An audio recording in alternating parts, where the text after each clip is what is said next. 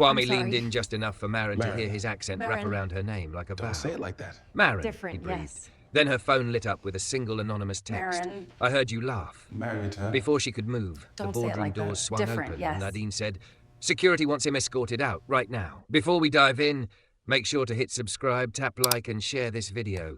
The more voices we reach, the louder these stories become. And drop your city in the comments. Let's see where love finds us." Marin Sinclair didn't mean to laugh. She told herself that as the sound slipped out, small, bright and wrong, then died in the polished silence of the conference room. The glass walls reflected everyone twice. A screen at the front showed a dashboard full of red spikes from last week's outage. Marin sat at the head of the table, dressed like a verdict. Cream blazer fitted to her thick, curvy frame, red lipstick drawn sharp as a boundary. Honey blonde waves framed her face. She'd learned to look unshakable, because the second she didn't, people tried to take pieces. The new IT contractor stood by the screen with a laptop balanced on his palm. Tall, steady, deep brown skin, close-cropped hair, a neat beard that made his expression hard to read. His badge said Kwame Ademi. He looked like the kind of man who had watched systems fail and decided panic was optional. "We have two options," he said. "We fix the permissions chain and rebuild the index, or we keep paying for the same incident every month." His accent rode lightly on his words, warm vowels, consonants placed with care. Kwame clicked to the next slide. "Vendor A is throttling requests because the token refresh." He pronounced the vendor name a little differently than her team did. Not incorrect, just different. Someone at the far end snorted. Another person smirked, grateful for a moment of relief. Marin was exhausted. The last outage had happened during peak transactions. Customers had screamed, executives had demanded answers. Marin had sat through midnight calls with her jaw locked and her stomach sinking. She could feel the room's hunger for blame even now. So she let the laugh happen. One beat of permission, one sharp signal. I'm still in control, wasn't? Kwame paused. He lifted his eyes from the screen and looked straight at her. No flinch, no outrage. Just quiet attention that made her laugh feel childish, like a cheap trick in a room full of real fire. "I can repeat," he said. Heat climbed Marin's throat. She flashed the smile she used with investors. "No, continue. It's just the way you said it." A few scattered chuckles answered, relieved to be allowed. Kwame turned back to the screen. "Different, yes." He kept going. Rate limits, cash misses, a permissions cascade that let a minor change spread into a major failure. He didn't over-explain. He didn't soften. When people interrupted, he answered without begging to be believed. And every time he addressed her, Marin, he said her name as if it was a whole person and not a title. By the end, the CFO was nodding. The CEO's representative had stopped tapping his phone. Even the man who'd snorted first had gone quiet, suddenly respectful in the face of competence. Marin should have felt satisfied. Instead, guilt sat behind her ribs like a clenched fist. She gathered her papers slowly, pretending the delay was strategy and not shame. When the room emptied, she found herself alone with Kwame. He unplugged his laptop, careful and unhurried. He didn't glance at her to check if she'd changed her mind. He didn't offer a peace treaty. He simply moved, as if her laugh hadn't earned a place in his day. "Kwame," she called. He paused at the door. "Yes, Marin." Her name in his mouth did something irritatingly intimate. Not flirtation, just steadiness, like he could hold the line without raising his voice. "I want the remediation plan by end of day," she said, because she didn't know how to say I shouldn't have laughed. "You will have it," he replied. He left. The door shut with a soft click that sounded too final. Marin let out a breath she hadn't noticed she was holding. She told herself it was fine. A moment. A misstep. She stared at the blank screen for a second, hearing her own laugh replay like feedback. In college, people had joked about her curves, about her too-much body, and she'd vowed never to be the one laughed at again. Somewhere along the way, that vow twisted into permission to laugh first. Kwame's steady, different yes sat in her chest, not angry, disappointed. That was worse. Worse because he expected better from her. Her phone buzzed. Incident channel. Payment gateway error rate rising. Another buzz. Latency climbing fast. Another, support queue flooding. Social mentions spiking. The blood drained from her face. Not again. She stood so quickly her chair rolled back and tapped the glass wall. Her heels struck the floor as she walked, heart racing ahead of her. In the hallway, people moved faster now, eyes wide. Someone muttered, "We're going down." The war room was already full when she arrived. Screens glowed with dashboards painted red. Engineers spoke in clipped bursts, timestamps, regions, failure codes. A voice on speakerphone repeated, "Customers can't check out. It's spreading." Marin forced her shoulders down. "Where's the on-call lead?" "Traffic," someone said. 30 minutes. 30 minutes could break everything she'd fought to build. Marin's gaze swept the room for solutions and landed on the doorway. Kwame stood there with his laptop bag still on his shoulder, as if he hadn't made it to the elevator before the system dragged him back. He met her eyes. No smugness, no satisfaction, just readiness. Marin crossed the room, feeling the weight of every stare. Pride rose in her throat, thick and stubborn. She swallowed it down. "Kwame," she said lower this time, "I need you." He stepped closer. "Tell me what you see, Marin." Her name again, soft, anchored, while everything around them broke. Marin stared at the red lines climbing like a tide. Her hands trembled. She hid them by folding her arms and pressing her thumb into her palm until it hurt. And the truth she didn't want to face arrived with brutal clarity. She wasn't afraid of failure. She was afraid of being the kind of person who could mock someone's voice and then depend on that same voice to save her. The war room smelled like burnt coffee and panic. Screens threw red light across faces that had forgotten how to blink. Someone had pulled up 3 different dashboards, latency, error rate, and a map that looked like a spreading bruise. The incident channel on the big monitor kept refreshing, each new message arriving like a slap. Checkout failures are now at 28%. Support queue just doubled. Twitter is cooking us. Marin Sinclair stood in the center of it all, with her arms folded tight, nails pressing crescents into her palms. Her cream blazer suddenly felt like a costume she'd worn too long. Her lipstick was still perfect, but her pulse was not. She hated that the room could feel her fear. She hated that she couldn't fix this with posture. Kwame Adeyemi stepped beside her, calm enough to make everyone else's panic look performative. He set his laptop on the table, plugged in, and didn't waste a single movement. "Give me 5 minutes," he said, not as a request, as a fact. A senior engineer, Miles, always loud when he was wrong, opened his mouth like he wanted to argue. Marin braced for it. Quime didn't even look at him. "Marin," he said, and it landed like an anchor in her chest. "Who approved the vendor token rotation today?" She swallowed. "Security. It was scheduled." "Scheduled is not the same as tested," he replied, still gentle, still steady. "Show me the change ticket." Marin snapped her fingers. "Pull it up, now." Someone shoved a laptop toward them. Kwame scanned the ticket in seconds, eyes moving fast, expression unreadable. He typed, then frowned once, just once, like a man watching a crack spread through glass. "They rotated keys," he said, "but the refresh job is still pointing to the old endpoint. That means every request fails silently until the retry storm starts." The room stilled. A few people looked at Marin like she'd personally unplugged the servers. Her throat tightened. "So what do we do?" Kwame finally looked at her fully, and his gaze wasn't accusing. It was measuring, like he was deciding whether she could handle the truth. "We stop the bleeding," he said. "Then we fix the wound." Miles scoffed, easy to say.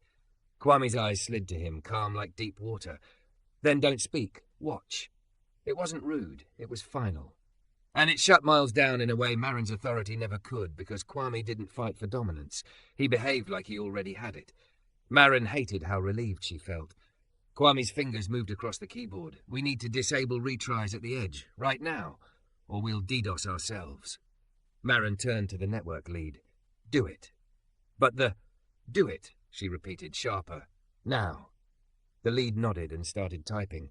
Kwame leaned toward the incident commander's mic. "Announce a customer-facing degradation. 15 minutes. We're stabilizing." The PR liaison grimaced. "If we say 15 and it's 40, Kwame didn't blink. If we say nothing and it's 40, you'll be apologizing on camera." A beat of silence. Then the PR liaison nodded, already drafting language. Marin watched him take control without theatrics, without raised voice or ego, and felt something twist inside her that wasn't just admiration. It was embarrassment, sharp and hot. Not because he was saving them, because she'd laughed at his voice. He spoke again. "Marin?" The way he said her name was maddening, clean. slow, like he wasn't afraid of it. "Yes," she breathed. "You trust me?" he asked. The question shouldn't have hit her like it did. Trust had never been romantic to her. Trust was a contract, a risk, a weakness. Yet in his mouth it sounded like something you chose. Marin forced her chin up. "Yes." "Then stop watching the dashboards like they're a firing squad," he said. "Look at me. We'll solve it." Look at him. Her stomach dipped. She did anyway. Kwame's face was steady, but his eyes held heat. Controlled, contained, like a stove that didn't need flames to prove it could burn. He didn't smile. He didn't soften his accent. He didn't perform corporate neutral to make her comfortable. He simply existed in his own voice. And the worst part was that her body noticed. Every time he said Marin, the syllables wrapped around her like something warm, something she hadn't earned. "We disable retries," Kwame continued, "then rotate the refresh endpoint. After that, we clear the queue and warm the cache." Miles muttered, "That's not how we usually." Kwame cut him off with one glance. "And how you usually do it got you here." A few people hid smiles. Marin should have felt victorious. Instead, she felt exposed. Because she remembered her laugh in that conference room, and suddenly Miles's old arrogance looked like a mirror. The error rate dipped from 28 to 19. A cheer almost rose. Kwame lifted a hand without looking up. Not yet. His calm was contagious. People started moving with purpose instead of panic. Someone fetched logs. Another opened the vendor docks. The incident commander began narrating the steps, time-stamping each change. Marin hovered near Kwame's shoulder, fighting the urge to interfere just because leadership meant doing something. For once, doing something meant letting the best person do it. "Your accent," she blurted, then hated herself instantly. Kwame paused mid-typing. Marin's mouth went dry. Every eye in the room felt like it turned toward her. She couldn't tell if they were listening, but shame made it feel like they were. "I shouldn't have laughed," she said quietly. The words tasted like pride-breaking. I was out of line." Kwame's hand stayed still for a moment. He didn't rescue her by pretending he hadn't heard it. He didn't punish her with silence either. He looked at her, and his voice dropped low enough that only she could hear. "Thank you," he said, "but don't apologize because the room is on fire. Apologize because you mean it." Marin's throat tightened. She nodded, sharp. "I do." Kwame studied her the way he'd studied the change ticket, like he was checking for hidden lies. Then he returned to the keyboard. "Good," he said softly, "then learn." Something about that "learn" hit her harder than any insult could. Not because it was harsh, because it was true. The error rate dropped again, 19 to 12, 12 to 8. The map on the wall stopped bleeding outward. The incident channel slowed from frantic messages to careful updates. "Checkout success rate climbing," someone said, amazed. Kwame exhaled slowly, like he'd been holding his breath the whole time. "Now we do the fix properly. No band-aids." Marin watched him, heart still racing. She'd built her life on being the one people came to when things broke. Relationships, budgets, teams. She knew how to be needed. She knew how to command. But this was different. Here, the most powerful thing she could do was step aside. Kwame closed one terminal and opened another. "Marin," he said again. Her pulse jumped, ridiculous, juvenile. She hated that her body reacted before her mind could. "Yes?" "I need approval to roll back the security patch temporarily," he said. "It's the cleanest path, but it will make security angry." Marin's jaw tightened. "Security doesn't run revenue, I do." Kwame's eyes flicked up, just a flicker of something like respect. "Say it," he murmured. So quiet she almost thought she imagined it. Marin frowned. "Say what?" He leaned in slightly, voice warm with that soft music she'd mocked. "Say you approve, then the whole room will stop arguing." Marin realized what he was doing. He wasn't using her authority as a weapon. He was using it as a shield for the team, a way to clear the air so the work could happen. She straightened. "I approve," she said clearly. "Roll it back temporarily. Document everything. We'll revisit after stabilization." The room moved. No debate, no friction, just action. Kwame's gaze held hers for half a second longer than necessary. "Marin," he said again. Different this time. Not an instruction, not a question, just her name. And it hit her like warmth spreading through cold fingers. The system stabilized. The dashboards cooled from red to orange to cautious yellow. People started breathing again. Someone laughed softly from relief, not cruelty. Maren's phone buzzed, a message from the CEO's representative. Get Kwame into my office. Now. Her stomach sank. Praise could be a trap. Recognition could become ownership. She'd seen talented people swallowed whole by executives who loved results but hated independence. Maren looked at Kwame. They want you upstairs. Kwame didn't look surprised. He simply closed his laptop with a quiet click. Let's go. Maren hesitated, then said the one thing that scared her because it wasn't strategy. I'm coming with you. Kwame's eyes warmed, just slightly. I know, he said, and when he spoke her name again, it was so soft it felt like a promise. Maren. They left the war room together, walking down a hallway that suddenly felt too narrow, too bright, too full of echoes. And behind them, the incident channel finally posted the message everyone had been waiting for. Stabilized. Monitoring. Maren should have felt victorious. Instead, she felt like she was stepping into the next fire, one she couldn't solve with dashboards. The elevator doors opened.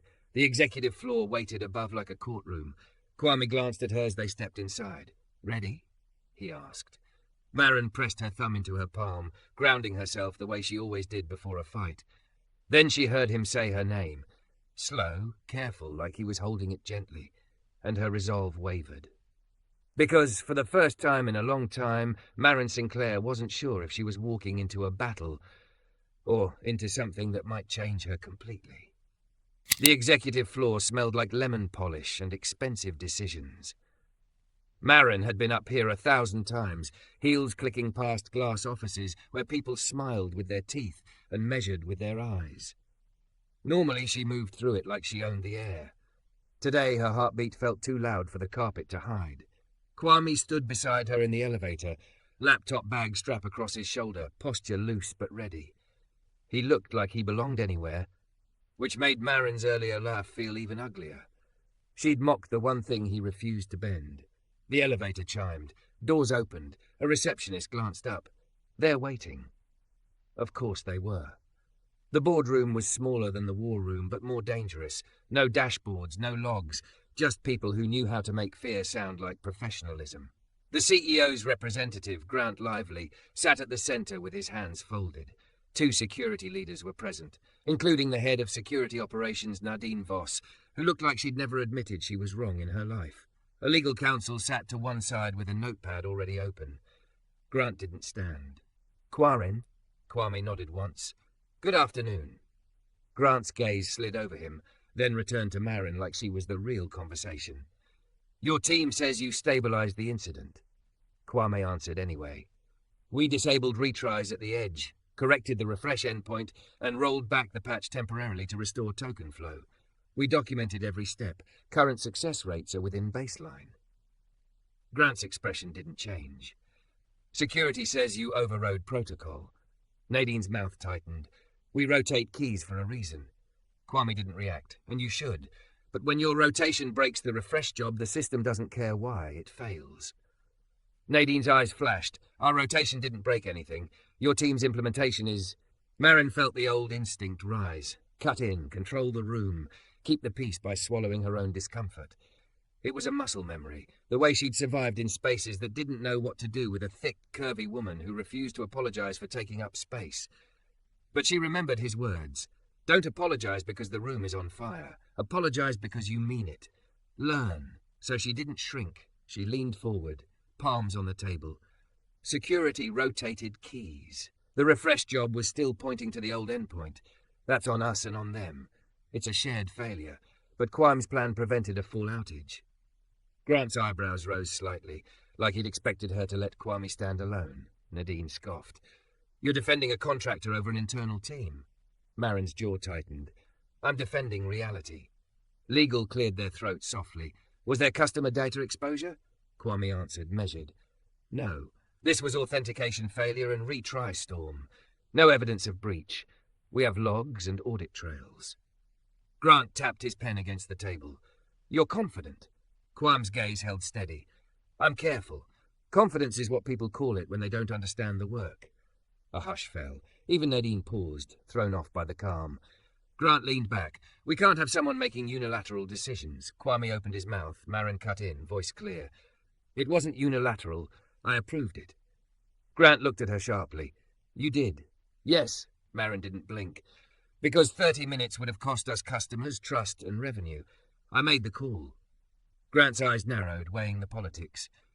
And you're comfortable taking that responsibility? Marin felt her heart hammer, but she didn't let it move her voice. I'm not comfortable. I'm accountable. For a moment, it felt like the room teetered on a blade. She could feel Nadine's annoyance, Grant's calculation, legal's hunger for clean liability. Kwame turned his head toward Marin slightly, not surprised. Just watching. Like he'd been waiting to see if she would choose courage when it cost something. Grant finally spoke.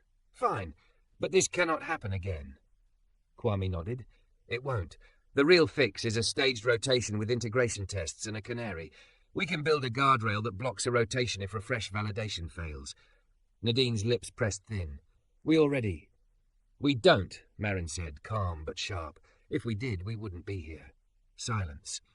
Nadine's eyes flicked toward Marin's mouth, red lipstick, perfectly drawn, and something unreadable passed between them. Then Nadine looked away. Grant stood, signaling the meeting was over.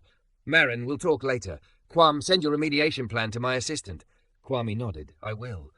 As they filed out, Legal leaned closer to Marin and murmured, That was bold. Marin didn't answer.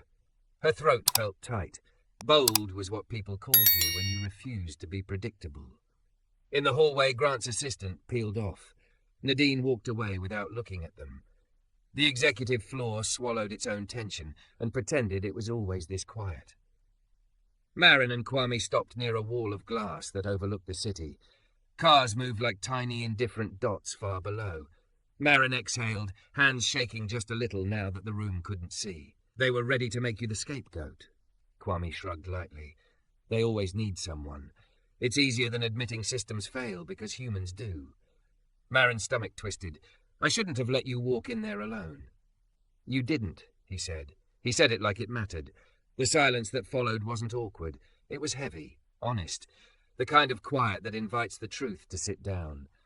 Marin stared out at the city, then turned to him. I owe you a real apology. Kwame's gaze held hers, patient. Go on. Marin swallowed. When I laughed, it wasn't about you. It was about power. I wanted the room to know I still had it, and I took it from the easiest place, something different. Her voice cracked slightly, which irritated her, but she didn't hide it.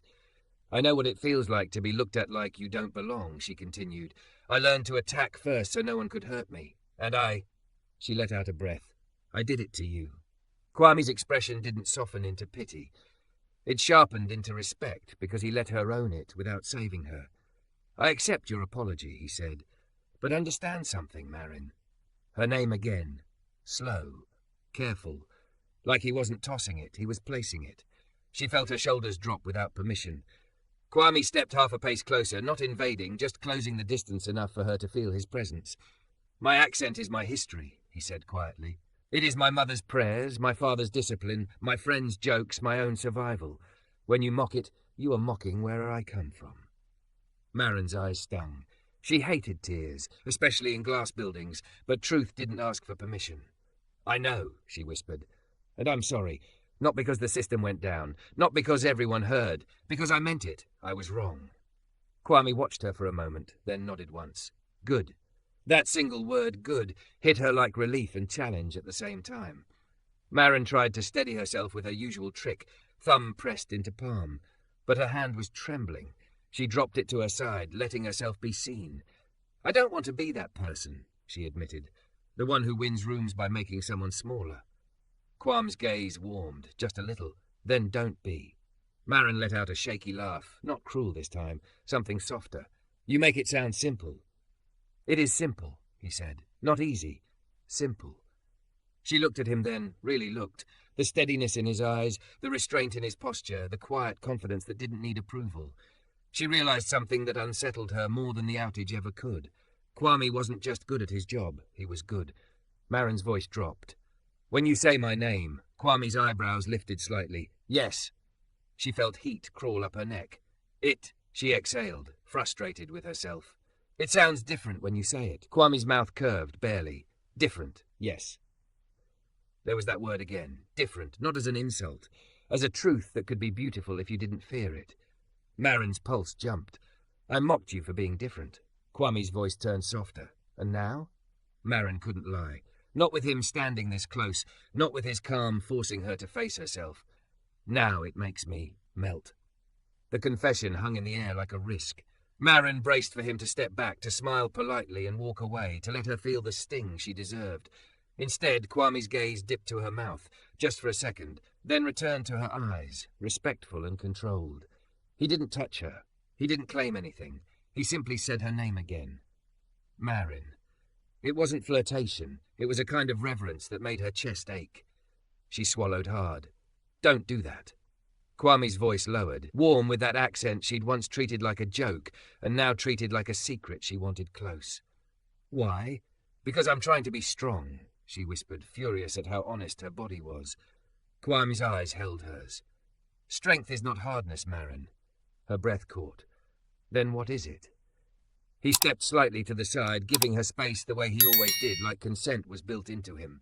Strength is choosing better, even when your old self is loud.